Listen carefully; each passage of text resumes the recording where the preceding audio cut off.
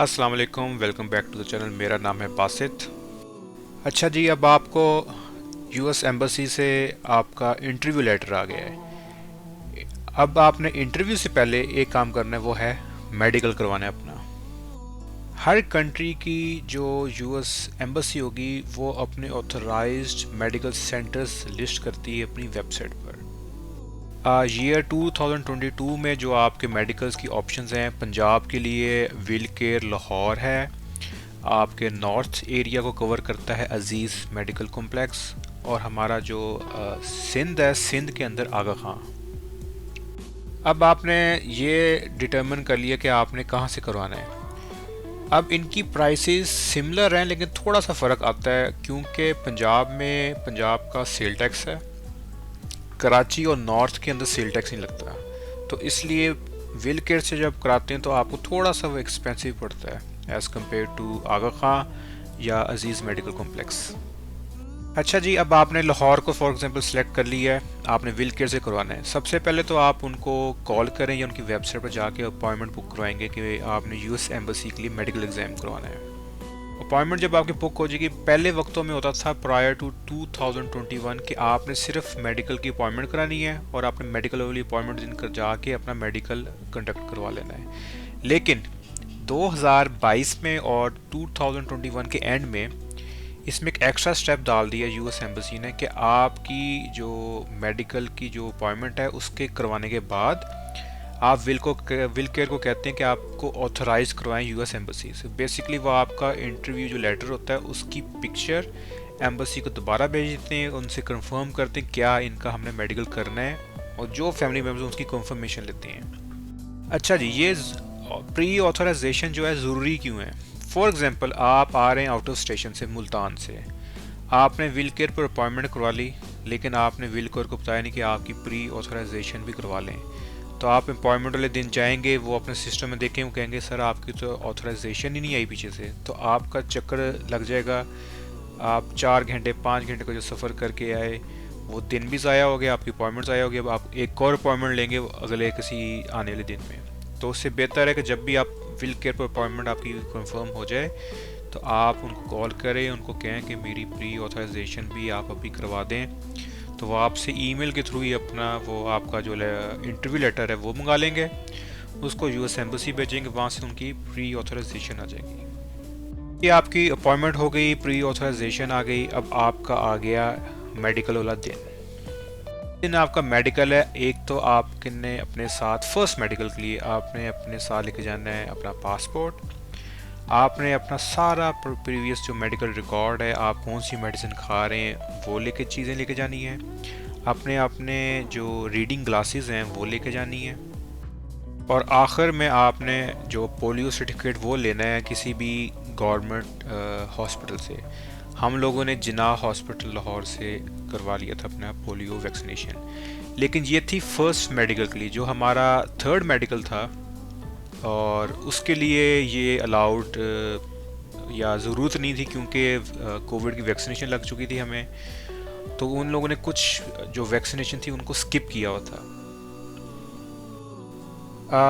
आम तौर पर तो लोगों का एक मेडिकल में ही सारा प्रोसेस कंप्लीट है, लेकिन हमारा फर्स्ट मेडिकल हुआ, हमें एडमिनिस्ट्रेशन प्रोसेस मिली, फिर उसके बाद एडमिनिस्ट्रेशन प्रोसेस एंड हुई तो सेकंड मेडिकल करवाया, फिर कोविड आ गया, वो भी एक्सपायर हो गया क्योंकि हर मेडिकल जो है वो 6 मंथ्स के लिए वैलिड होता है। फिर हम लोगों ने थर्ड मेडिकल कराया और फिर अपना हमने प्रोसेस कंप्लीट किया। तो ये जो टाइम लाइन है उसकी रीजंस क्या है, ये एक में सेपरेट वीडियो आएगी, या तो इंटरव्यू के प्रोसेस वाले में या ओवरऑल जो मैं टाइम लाइन की एक वीडियो बनाऊंगा ताकि लोगों को अंदाज़ हो सके कि इस प्रोसेस को कितना टाइम लगा था। अच्छा भी, अब आपके डॉक्यूमेंट्स भी कलेक्ट हो गए, आप अपनी अपॉइंटमेंट वाले दिन पहुंच गए। पर एप्लीकेंट जिसकी एज 18 से अबव है उसके लिए at the time of first medical जो 2019 में मरा हुआ वो थी 31,772। ये पंजाब का रेट है, विल केयर का रेट है। कराची और इस्लामाबाद में रेट डिफ़र करेगा, और अगर आपके फैमिली में कोई अंडर 18 है तो उसके लिए भी डिफरेंट रेट है। अगर मैं 31,772 का ब्रेक डाउन दूँ तो इसमें 11,000 यूएस मेडिकल चार्जेस थे, 1,000 वैक्सीनेशन लगाने के थे, उसके बाद वैक्सीनेशन में MMR लगाई थी, वो 1800 की थी। एक चार्जेस थे 11,500 के नेट के, और एक्सरे के 2000, और आपके अंदाज़न 4300 समथिंग जो था वो 16% सेल टैक्स था। तो जब आप विल केयर में एंटर होते हैं, आपके वो पहले डॉक्यूमेंट्स देखेंगे, आपका जो इंटरव्यू लेटर है सबसे ज़्यादा ज़रूरी वो है। वो देखेंगे जितने एप्लीकेंट्स आए हैं वो मेडिकल के लिए, तो वो इंटरव्यू लेटर पे मेंशन्ड है। उन सब को अलग अलग करके वो चेक कर लेंगे, पासपोर्ट के साथ आपके टोकन नंबर बन जाएंगे। आपकी ट्रांसपेरेंट फाइल बना देंगे, उसमें आपको डॉक्यूमेंट्स डाल देंगे और आपको बैजेस दे देंगे अंदर जाने के लिए। सेकंड काउंटर पे जब आप एंटर होते हैं तो सेकंड काउंटर जो होगा उसमें वो आपको दोबारा वेरीफाई करते हैं कि जो लोग इंटरव्यू लेटर पे वही लोग आए हैं। उसके बाद थर्ड होगा, थर्ड में होता है वो आपका फर्स्ट इनिशियल जो आपके फॉर्म फिल करते हैं। उसमें ये होता है कि आपके पासपोर्ट की पिक्चर, आपसे पूछेंगे कभी आपको पोलियो है, आपको कभी चिकन पॉक्स हुए हैं, सिंपल बेसिक सवाल होंगे। ये एक प्री डॉक्टर स्क्रीनिंग कर रहे होते हैं, क्योंकि जब आपने डॉक्टर के पास जाना है इसी मेडिकल में, तो उसके बाद थोड़ा सा रिकॉर्ड हो कि क्या आपकी कंडीशन है। इसी स्पॉट पर आप से वो पेमेंट लेंगे। आपने अपनी हर एप्लीकेंट की या तो खुद पर एप्लीकेंट भी पे कर सकता है, या एक बंदा ही पूरी फैमिली के बिहाफ पर पे कर सकता है। पेमेंट कर देंगे, उसके बाद आपको आपके वाउचर्स मिल जाएंगे। वो हर वाउचर आपने अपने अपने एक एक फैमिली मेम्बर को दे देना है, क्योंकि उस वाउचर के बैक साइड पर वो अपनी मार्किंग करते हैं सारे स्टेप्स की, तो फिर ही वो प्रॉपर मेडिकल कंप्लीट करवाते हैं कि एंड में आके वो लास्ट उसमें डन लिखते हैं। आप जब फर्स्ट फ्लोर पर पहुंचते हैं तो वहाँ पर रिसेप्शन है, रिसेप्शन वाले आपसे वाउचर लेंगे, तो जिस तरह क्यू है उस हिसाब से आपको बुलाते हैं। तो जब आपकी बारी आएगी तो सबसे पहले आपका जो पहला काम होगा वो ये होगा कि आपसे आपकी आईसेट चेक की जाएगी, आपकी हाइट, आपका वेट और आपका ब्लड प्रेशर। मेडिकल का जो फर्स्ट स्टेप ये क्लियर हो गया। सेकंड स्टेप में वो आपको बॉटल देंगे यूरिन सैंपल के लिए। अच्छा, जो थर्ड स्टेप है उसमें आप डॉक्टर को जाके मिलते हैं, जिसमें पहले तो वो आपसे बेसिक स्क्रीनिंग के क्वेश्चंस पूछते हैं कि आप ड्रिंकिंग करते हैं, आप स्मोकिंग करते हैं, आप ड्रग्स को यूज़ करते हैं, या आपकी कोई अंडरलाइनिंग हार्ट कंडीशन है या कोई और कंडीशन है जो आपको बताना चाहते हैं डॉक्टर को। तो को 20 से 25 क्वेश्चन होते हैं, तो जेनेरिक होते हैं लेकिन वो सबसे पूछते हैं और आपने उनका आंसर करना है, वो उनको आंसर को नोट कर लेता है। इसी थर्ड स्टेप में सेकंड फेज़ जो होता है वो होता है फिज़िकल जो है मेडिकल एग्जामिनेशन होती है। उसमें अगर मेल और फीमेल डॉक्टर्स दोनों होते हैं, डिपेंडिंग ऑन जेंडर हिसाब से वो अकोमोडेट करते हैं आपको।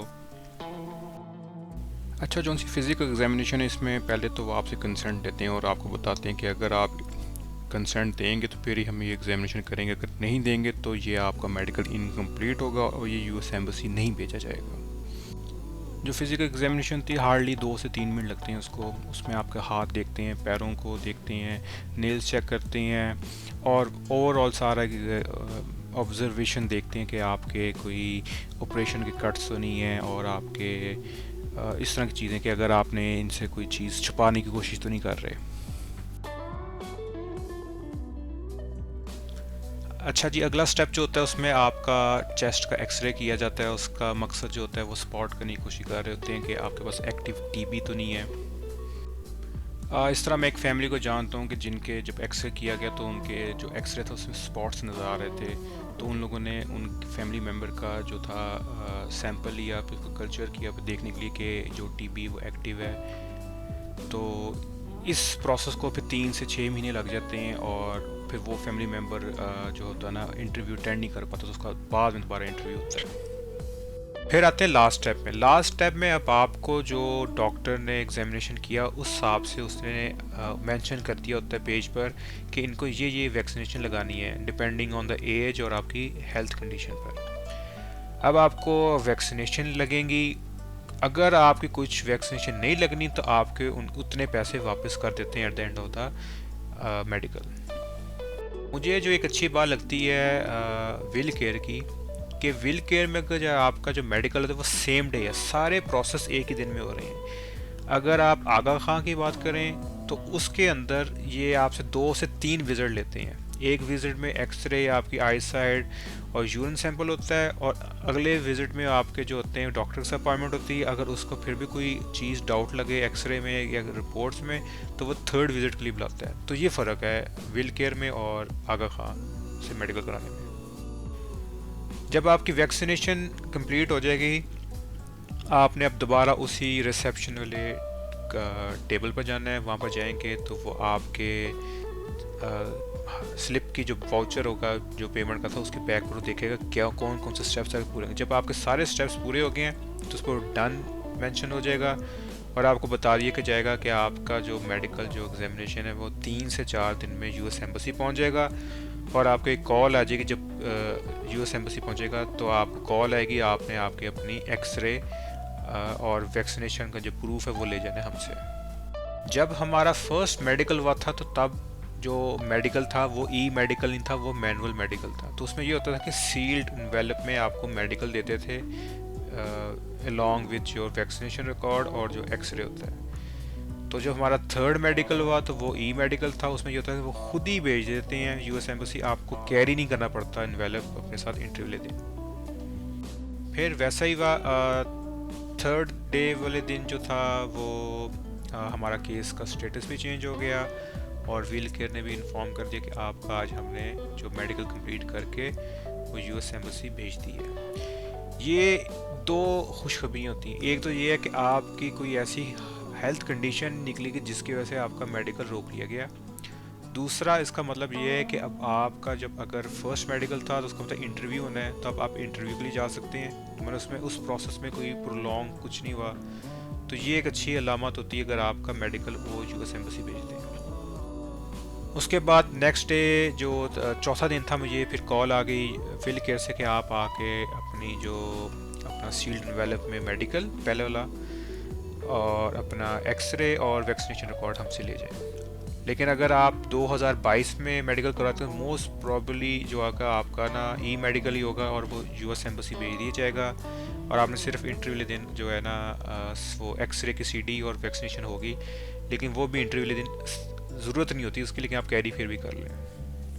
लेकिन इस बात का आपने ख्याल रखना है कि जो आपका एक्सरे है और आपकी जो वैक्सीनेशन रिकॉर्ड है वो आपने जब आपकी फर्स्ट टाइम जब आप फ्लाई करेंगे यूएसए तो आपने अपने साथ कैरी करना है और उसको अपने कैबिन बैग में रखना है। अपने बैगेज में जो चेक्ड इन बैगेज होता है उसमें नहीं रखना, क्योंकि कई बार ये होता है जब आपकी फ़र्स्ट टाइम एंट्री हो रही थी यूएसए तो वो पूछ लेते हैं कि आप अपना वैक्सीनेशन रिकॉर्ड दिखा दें। बताने का मकसद ये है कि आपकी कोई भी अंडरलाइनिंग हेल्थ कंडीशन है तो इट डजेंट मीन कि वो आपको डिस्क्वालीफाई कर देंगे, आपको इंटरव्यू नहीं करने देंगे। बेसिकली वो मेडिकल का जो पर्पस होता है कि वो डॉक्यूमेंट कर रहे थे कि आपकी हेल्थ कंडीशन क्या है, और दूसरा उनका पर्पस ये होता है कि इस बंदे को इतना फिट कर लो कि ये अपना इंटरव्यू भी अटेंड कर ले और वहाँ यूएसए पहुँच सके। लेकिन आपके पास ऐसी कोई आपकी हेल्थ कंडीशन है जो कंटेजियस है कि आपकी वो पब्लिक हेल्थ को डैमेज कर सकती है, तो मे बी शायद उस ग्राउंड्स पर जो है वो काउंसलर ऑफिसर आपको वीज़ा इशू ना करे। अच्छा, यूएसए में एक बड़ा कॉमन है कि आप फुटपाथ पर जा रहे होंगे तो लोग अपनी जो एक्सेस चीज़ें होंगी या पुरानी चीज़ें होंगी वो आप रख देते हैं फॉर फ्री के लिए कि आप खुद पसंद चीज़ उठा के ले जाओ। उसकी रीज़न ये है कि अगर इसको वो रिसाइकलिंग वाले में देंगे या वेस्ट में फेंकने की कोशिश करेंगे तो उसके चार्जेस होते हैं एक्स्ट्रा, तो लोग उसको अवॉइड करते हैं। तो आपको फर्नीचर, टीवी, रैंडम स्टफ़ आप जा रहे हो आपको नज़र आता है तो आप कहते हैं ओके। और एक और बड़ी कॉमन चीज़ है कि जब आप वॉक्स पर निकलेंगे तो या गाड़ी पर जा रहे हैं तो आपको हर दूसरे स्ट्रीट पर नाउ लीजिंग का या फॉर रेंट का साइन बोर्ड लगा होगा, तो उससे आपको इंडिकेशन हो रही होती है कि यहाँ इस जो अपार्टमेंट कॉम्प्लेक्स में कोई ना कुछ जो है ना अपार्टमेंट खाली है। तो जिस स्पीड से खाली होते हैं उसी स्पीड से चढ़ जाते हैं। जिस तरह ये कॉर्नर वाला जो अपार्टमेंट था इसमें 3 अपार्टमेंट खाली हुए, उन्हें रेनोवेट किया और $3500 की आस्क थी फॉर सिंगल बेडरूम अपार्टमेंट, और 4 से 5 दिन में वो तीनों अपार्टमेंट फिल भी हो गए। तो इसी तरह ही है, तो आपने बेसिकली घबराना नहीं है, ढूंढने में टाइम लगता है लेकिन इंशाल्लाह मिल जाते हैं अपार्टमेंट्स अच्छे। जो बे एरिया है इसमें जो एवरेज रेंट है वो सिंगल बेडरूम अपार्टमेंट का तो समवेयर अराउंड 1800 से स्टार्ट होता है और उसकी जो सीलिंग है वो 6000 तक जाती है। तो आप पर डिपेंड करता है आप किस तरह का ढूंढ रहे हैं। आप मॉडर्न ढूंढ रहे हैं, आपको सिंपल सा चाहिए। जो बेसिक भी होते हैं वो भी काफ़ी अच्छे बने होते हैं। जिस तरह यहाँ भी थोड़ा सा मैं आगे चल के गया हूँ तो एक और अपार्टमेंट कॉम्प्लेक्स में भी फॉर रेंट का साइन बोर्ड लगा हुआ था, तो आपने को बनाना नहीं है। अब इतना चलने के बाद, इतना बोलने के बाद मुझे लगी भूख। तो हमारे घर के पास एक वेजिटेरियन रेस्टोरेंट है, जो ग्रॉसरी स्टोर के अंदर ही बनाया हुआ है उन लोगों ने। तो इसमें आपको गोल गप्पे भी मिल जाएंगे, आपको आलू की टिक्कियाँ मिल जाएंगी, फ्राइड भी मिल जाएंगी, तवे वाली भी मिल जाएंगी। उसके बाद कड़ी चावल मिल जाएंगे, आपको दाल चावल मिल जाएंगे, समोसा मिल जाएंगी, कचौरी मिल जाएगी आलू वाली, पनीर वाली। तो ये फ़ायदा होता है कि जो सी स्पेशलिटीज़ हैं, फॉर एग्जांपल जो वेजिटेरियन रेस्टोरेंट्स हैं तो उनके पास इतना कुछ होता है, तो आपके पास कुछ ना कुछ खाने के लिए आपके ऑप्शन होते ही है। मैंने लिए 2 समोसे और 2 फ्राइड आलू की टिक्कियाँ। तो समोसा था, उसकी शेप भी डिफरेंट है क्योंकि पाकिस्तान में किसी और तरह की होती है, और ये क्योंकि एक वेजिटेरियन इंडियन रेस्टोरेंट था तो इनकी शेप फ़र्क है। जो समोसा थे ये $2 का एक था, और जो आलू की टिक्की है वो $1.5 की एक है। और मेरी उम्मीद से बहुत अच्छा इसका टेक्सचर भी था, फ्लेवर भी था। साथ में लोगों ने 2 चटनियाँ दी, एक जो थी थोड़ी मिर्च मसाले वाली इमली की चटनी थी, और दूसरी जो थी वो धनिया पुदीना और उसमें लहसुन थोड़ा सा डाला हुआ था, तो वो भी बहुत ज़बरदस्त बनी हुई थी।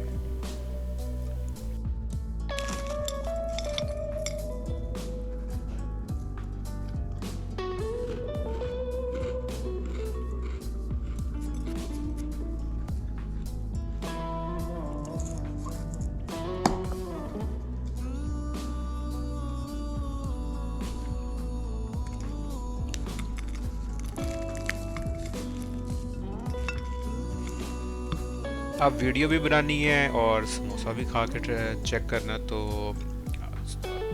मेजॉरिटी समोसा तो चटनी के अंदर ही रह गया, लेकिन फिर भी चटनी काफ़ी अच्छी थी। इस वीडियो के बाद फिर मैंने बड़ा सुकून से खाया और इन्जॉय किया।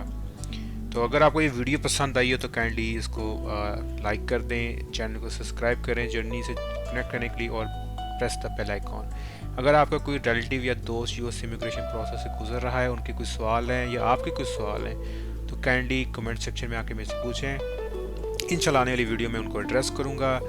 अगर ज़िंदगी रही तो इंशाल्लाह आपसे मुलाकात होगी। तब तक लिए मुझे इजाज़त दें। अल्लाह हाफिज़, और आप समोसों को एंजॉय करें। इंशाल्लाह जब आप आएंगे तो खा के भी एंजॉय करें। और आपने ये दूसरा ये काम नहीं करना जो आप $2 सुन के घबरा गए होंगे ना कि इतना महंगा समोसा। भाई आप डॉलर्स में कमा रहे होंगे तो महीने में एक बार समोसे खा लें, कुछ नहीं होता आपको। तो इजाज़त दें। अल्लाह हाफिज़।